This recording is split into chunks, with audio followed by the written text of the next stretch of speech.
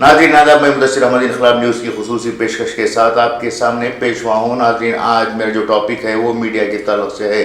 کچھ سال پہلے تک میڈیا اپنا فرض ادا کر رہا تھا، جمہوری نظام کا جو چوتھا پلر کہلاتا ہے، اسی سسٹم کے تحت میڈیا کا کردار رہا کرتا تھا۔ صحیح کو صحیح اور غلط کو غلط بتایا جاتا تھا، لیکن کچھ عرصے کے بعد یہ میڈیا بھی بکاؤ میڈیا کہلانے لگا۔ ملک بھر میں مختلف میڈیا چینلز کا آغاز ہوا۔ ان مختلف میڈیا چینلز کے ذریعے سے جو خبریں پیش کی جاتی تھی انہیں لوگ دلچسپی کے ساتھ دیکھا کرتے تھے۔ لوگوں کو اعتبار تھا کہ ان میڈیا کے ذریعے سے اپنی آواز حکومتوں تک پہنچائی جا سکتی ہے، دنیا بھر میں اپنی آواز کو پہنچائی جا سکتی ہے۔ یہ میڈیا کچھ سال پہلے تک بہترین طریقے سے اپنی ذمہ داریوں کو انجام دے رہا تھا۔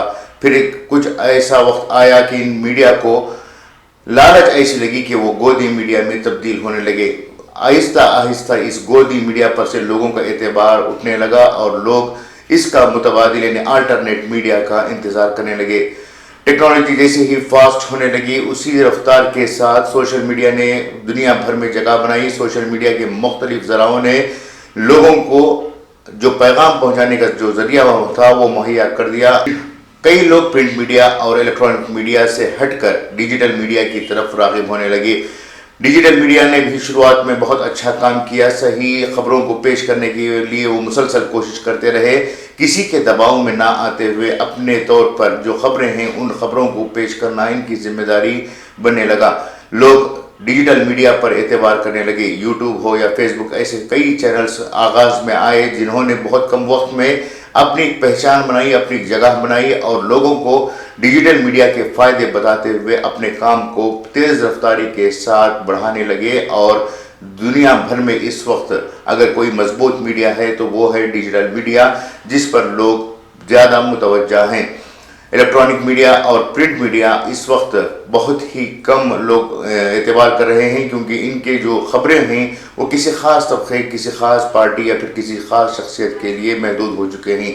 ایسے میں جو ڈیجیٹل میڈیا ہے وہ بھی اب آہستہ آہستہ اپنی وقت، اپنی اہمیت اور اپنی عزت کو کھونے لگا ہے، کیونکہ ہر کوئی جس کے پاس موبائل فون ہے، جس کے پاس کچھ اچھا سا کیمرے والا موبائل فون ہے، وہ اٹھا کر اپنا یوٹیوب چینل شروع کر دیتا ہے اور لوگوں کے درمیان اپنے آپ کو جرنلسٹ یا پھر صحافی کے طور پر پیش کرنے کی کوشش کرتا ہے۔ ایسے کئی لوگ ہیں جو اپنے آپ کو جرنلسٹ کہتے ہیں، لیکن ان کو جرنلزم کی جو ذمہ داریاں ہیں، جو ان کی بیسک ایتھکس ہیں، وہ تک معلوم نہیں ہے۔ یہاں تک کہ کئی ایسے جرنلسٹ ہیں جنہیں جرنلزم کی ABC بھی معلوم نہیں ہے اور وہ اپنے آپ کو جرنلسٹ کہتے ہیں۔ ایسے جو لوگ ہیں جو ڈیجیٹل میڈیا سے جڑ رہے ہیں، وہ اپنی عزت کو اس طرح سے پامال کر رہے ہیں جیسے کہ کوئی بازار میں بکنے والی چیز سستی ہوتی ہے۔ ایسے کئی لوگ ہیں جو اپنے آپ کو جرنلسٹ بتا کر لوگوں کو بلیک میل کرنا شروع کر چکے ہیں، اپنے آپ کو جرنلسٹ بتا کر جو ہے لوگوں کی چاپلوسی کرنا شروع کر چکے ہیں۔ جرنلزم کے جو حقیقی معنی ہیں ان معنوں کے تحت وہ کام کرنا چھوڑ چکے ہیں۔ آئے دن بہت سارے لوگ اپنے آپ کو یوٹیوبرز کہہ رہے ہیں۔ حقیقت میں ان یوٹیوبرز کو دیکھنے کے بعد کچھ لوگ انہیں ان پر کہنے کے لیے مجبور ہو رہے ہیں۔ یوٹیوبرز ہو یا فیس بک پر خبریں پیش کرنے والے لوگ ہوں، انہیں چاہیے کہ اپنی ذمہ داریوں کو سمجھیں۔ صرف کسی کی چاپلوسی کرنا ان کی ذمہ داری نہیں ہے، بلکہ لوگوں کے آواز بن کر انہیں ابھرنے کی ضرورت ہے۔ جس طرح سے الیکٹرانک میڈیا اور پرنٹ میڈیا اپنی وقت گودی میڈیا بن کر کھو چکا ہے، کہیں ایسا نہ ہو کہ آنے والے دنوں میں یوٹیوبرز کو دیکھ کر بھی لوگ کراہت محسوس کرنے لگیں۔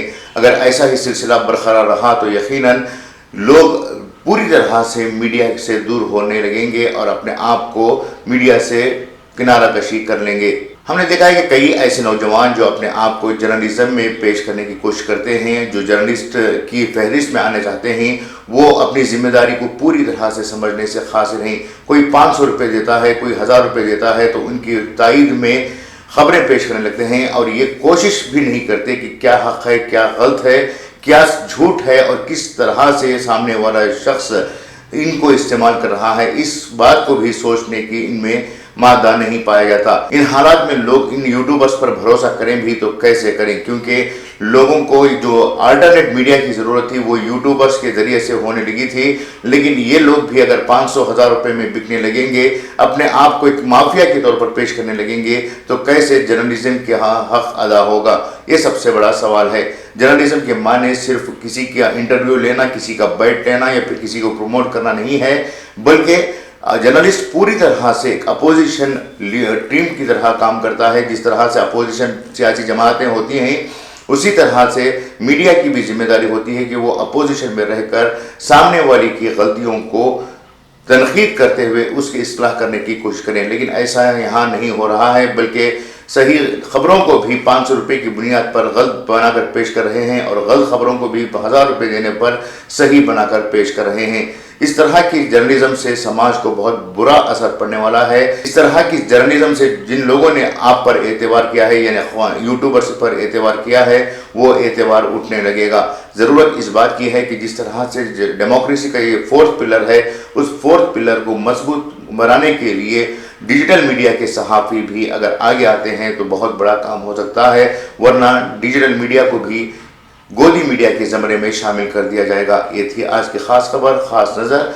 उम्मीद कि आपको पसंद आएगी। मैं मेज़बान मुदस्सिर अहमद इजाज़त चाहूँगा। नई खबर और नई फिक्र के साथ दोबारा आपके सामने पेश होऊंगा। तब तक इजाज़त दीजिए। शुक्रिया।